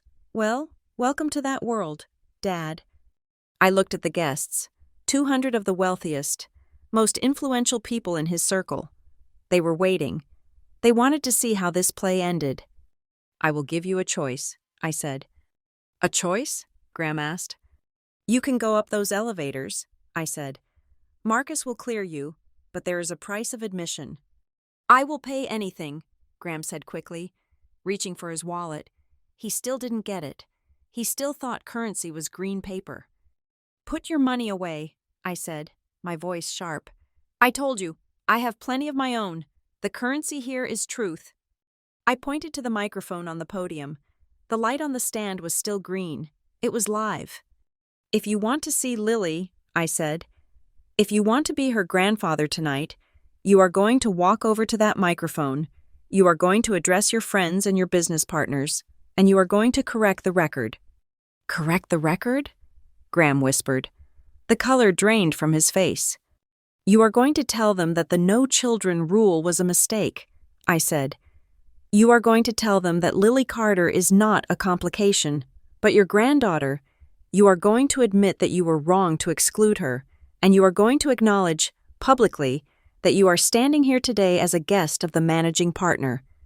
The silence stretched. It was agonizing. Graham looked at the microphone like it was an execution device. To a man like him, admitting fault was painful. Admitting fault to a subordinate, a daughter, was torture. But admitting it in front of the people he wanted to impress, that was social suicide. Naomi, he hissed, leaning in. You can't ask me to do that. It will humiliate me. You humiliated my child, I replied, my voice unyielding. You were willing to let her sit at home alone, feeling like a mistake, just so you could look perfect in front of these people. I'm just asking you to trade your pride for her dignity. It seems like a fair exchange." I crossed my arms. "Or don't," I said. "It is up to you. You can finish your cake, accept my gift of a free party, and go home. But those elevator doors stay closed, and Lily goes back to San Antonio tomorrow, knowing exactly where she stands." Graham looked at the elevator. He looked at Madeline, who was useless to him now. He looked at the crowd. He realized that the whispers had already started. If he walked away now, he would look like a monster. If he spoke, he would look weak, but he would be a grandfather. He let out a long, shuddering breath. His shoulders slumped. The imperious posture he had worn for 60 years evaporated, leaving a tired old man in a tuxedo. He walked to the podium. His steps were heavy. He gripped the sides of the stand, his knuckles white. The feedback from the microphone whined slightly, a high-pitched screech that made everyone wince. "Everyone," Graham said. His voice cracked. He cleared his throat. "Please." The room was motionless. "There has been an error in the programming for tonight," Graham said. He looked down at his shoes, unable to meet the eyes of the crowd. "The invitation stated that this was an adults-only evening. That was my decision, and it was the wrong decision." He paused. I didn't move. I waited. He had to say the name. "I have a granddaughter," Graham said. "Lily, she is here tonight, up in the suite. I excluded her because I was worried about appearances. I was worried about what you all would think." He looked up then, and for a brief second, his eyes met mine. There was no anger in them anymore, just a profound, hollow defeat. "I was wrong," he said. "Lily is not a drama. She is my family, and I should be proud to have her here." He took a breath. The hardest part yet to come. "I also want to thank our host," Graham said. He swallowed hard. "My daughter, Naomi. I introduced her as a paralegal earlier. That was incorrect. Naomi is the owner of Seabriar Coast Resort. We are all here as her guests, and I am grateful for her hospitality." He stepped back from the microphone. He looked like he had just run a marathon. For 3 seconds, there was no sound. Then, a single person started clapping. It was Evelyn, standing in the shadows by the service entrance. Then Mrs. Vanderhoven clapped, then the senator. The applause grew. It wasn't the raucous applause of a celebration. It was the respectful, stunned applause of a crowd acknowledging a shift in power. They weren't clapping for Graham. They were clapping for the reveal. They were clapping for the poor legal assistant who had just brought the patriarch to his knees without raising her voice. I saw Madeline staring at me. Her mouth was a thin line. She knew. She knew that every time she had looked down on me, every time she had offered me her cast-off clothes, every time she had sneered at my car, I had been building the cage she was now standing in. I did not smile. I did not bow. I did not go to the microphone to accept their adoration. I didn't need it. I nodded to Marcus. "Clear him for the elevator," I said. Marcus nodded and moved aside, gesturing for Graham to proceed. My father walked past me. He didn't stop. He couldn't look at me. He walked toward the elevators, a man going to meet the grandchild he had ignored for 14 years, knowing he would have to beg for her forgiveness next. I turned away from the party. The jazz band started playing again, a hesitant, soft melody. The guests returned to their conversations, but the tone had changed. They were no longer talking about Gstaad or tax shelters. They were talking about me. They were looking at me with a mixture of fear and fascination. I walked out of the ballroom. I walked past the grand staircase, past the fountain in the lobby, and into the private executive elevator. I pressed the button for the top floor. As the doors closed, shutting out the noise of the party, the silence returned. But this time, it wasn't the silence of submission. It was the silence of peace. The elevator rose smoothly. My ears popped. I walked down the corridor to the Oceanière suite. The 2 security guards outside nodded respectfully and opened the double doors for me. The suite was warm, It smelled of popcorn and expensive chocolate. The lights were dimmed.